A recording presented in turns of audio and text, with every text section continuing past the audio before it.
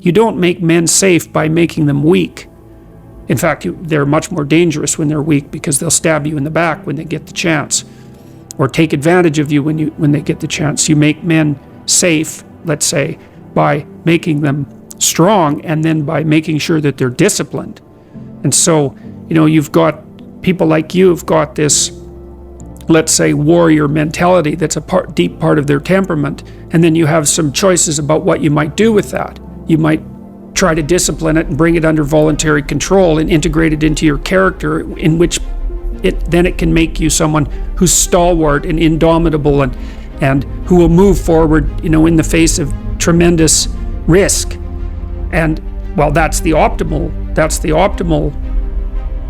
pathway if you have that kind of temperament. I think, like, it's the men that have the most, what would you call it? It's not aggressive exactly, but we'll leave it at that. Aggressive and fearless temperaments that can be the best men. But it's like having a very powerful dog. You better discipline it, because otherwise it's going to be a monster. They teach you things that, the problem is as well, it's difficult, because the way that humans work and the way that we've evolved as a species is that we don't really learn lessons unless they're learned the hard way. Yeah. I believe that unless a lesson has taught the hard way, you're not going to learn it. You can have so many near misses and people won't learn their lesson. Bro, you must know a guy who goes out there, nearly crashes his car, doesn't slow his ass down till he wrecks it. Yeah. Like, this is how people are, right? So you need that pain for the lesson to sting enough to really genuinely go inside of your mind. And it's the same with everything. It's the same with driving a car or business. Truthfully, if you want to learn a lesson about business, you're going to have to suffer at some point, right? So we always say that most people are not successful with their first companies, X, Y, Z, blah, blah, blah. I get that. The truth is, there's a lot of people who make a lot of money with their first company, but they just spunk it, act an idiot, and it all blows up in their face. And that's how you get the discipline on your fourth company, that when you have $3 million in the bank, you just leave it there. And don't be done with it. So you need to go through some pain. You need to experience some negative things. You need to have to a degree some trauma to really even learn any lessons. So yeah, business studies, you're right. The book, that's not going to teach you anything about business. You need to get out there on the streets. You need to make mistakes. You need to suffer. You need to have the tax man knocking at your door. You got to deal with all that stuff so that you make sure it doesn't happen again. I really think that humans are stupid enough to only learn the hard way. That's kind of how it works. Yeah, you also see too in the classic hero stories. I mean, you see this with Harry Potter, for example, which I'm making reference to because it was such a phenomena. I mean, when something makes welfare mother richer than the Queen of England, you shouldn't take note, right? And when kids are reading 500-page books and standing in line waiting for the next one, and when you produce a whole movie empire around something, you should take note of that. Well, Harry Potter's little team aren't the delinquents, right, who have no discipline, but they're also not the good kids. They're the kids who will break rules when necessary, and that's the issue. Break rules when necessary. Now, the question is, when is that necessary? Well, that's sort of the ultimate ethical choice. But, why did that work for you, do you think? Why was it? Well, two questions. One would be, why did you decide to step into a disciplined structure? I mean, that's obviously very difficult. And why do you think you did that and some of the other kids that you knew that were like you didn't? I believe in both. Yeah. But there's a time when it comes to work smart. And most people are trying to do the smart work before they do the hard work.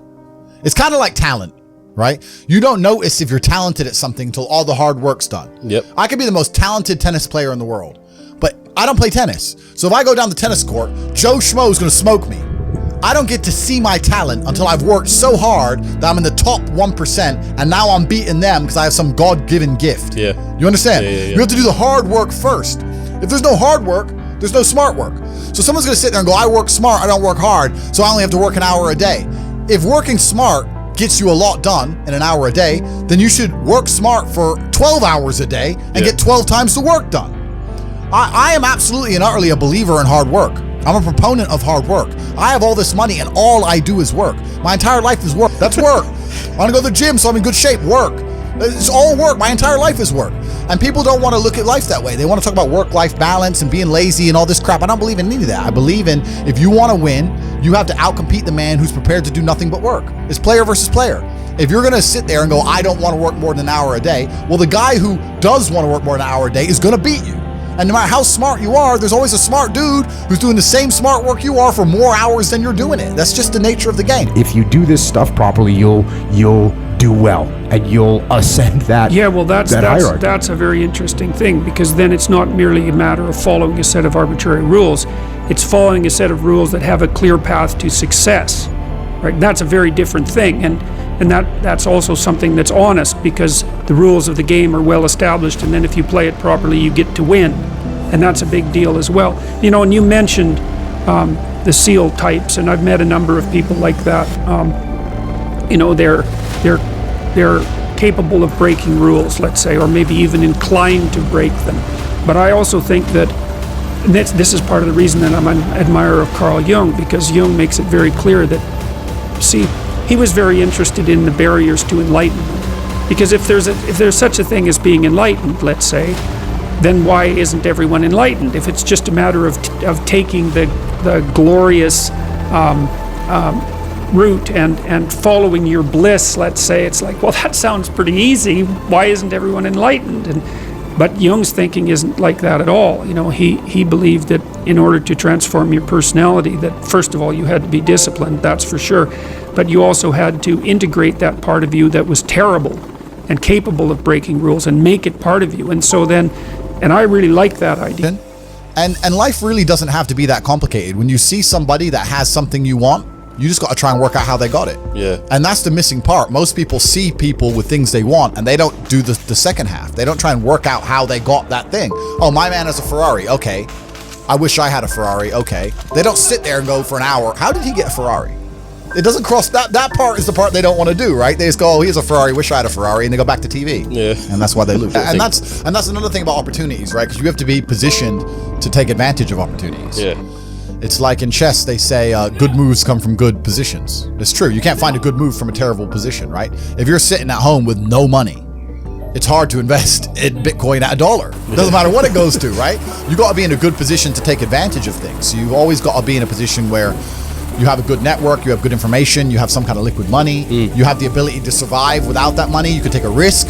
Like, it's hard to set yourself up. Yeah, well, here's an example. So about 20 years ago, I would say, there was a newspaper headline in one of Canada's major newspapers, and it was the Minister of Foreign Affairs at that time, Lloyd Axworthy, and he was talking about what had happened with Milosevic in the former Soviet Union in Yugoslavia, and the atrocities that were being committed. And he said, right, that's futile. The best thing to do is to understand the rules of the game and find a way to win. So yes, the game is rigged. Yes, the rich are always going to get richer. Yes, the poor are always going to struggle. And that's the way the game is set up. So you still need to find the best move on the chessboard. There's no point sitting there saying, I want to play a different game, because that's never going to happen. Because the people with the money are the people who have the control and they have the power, and why would they have the game set up any other way? Why would they change it? Yeah. So the whole idea of this lone soldier, this Rambo, I'll do it all by myself, that's all dead, bro. You need to have a team. It's player versus player. And for the same reason, if you were out here on the street and you want to defend yourself, you want your boys around you. It's the same thing with trying to get rich. Problem is trying to find guys on your level. That's the hard part, right? I tried a million things, and that's what you have to do. You have to try a bunch of things and learn a bunch of lessons until you finally find something that works. but like, a harmless man is not a good man. A good man is a very, very dangerous man who has that under voluntary control. And you know, you also see that like one of the central female stories, let's say, if the hero archetype is the central male story, there are variants of hero archetypes that are relevant to women, and one of them is Beauty and the Beast. And you know, Beauty isn't interested in the guy who isn't the Beast. She's interested in the guy who's the Beast, and that's exactly right, but she's interested in the guy who's the Beast that can be civilized and disciplined, right, and who can use that in the service, well, let's say, of a family. And that's exactly how it should be.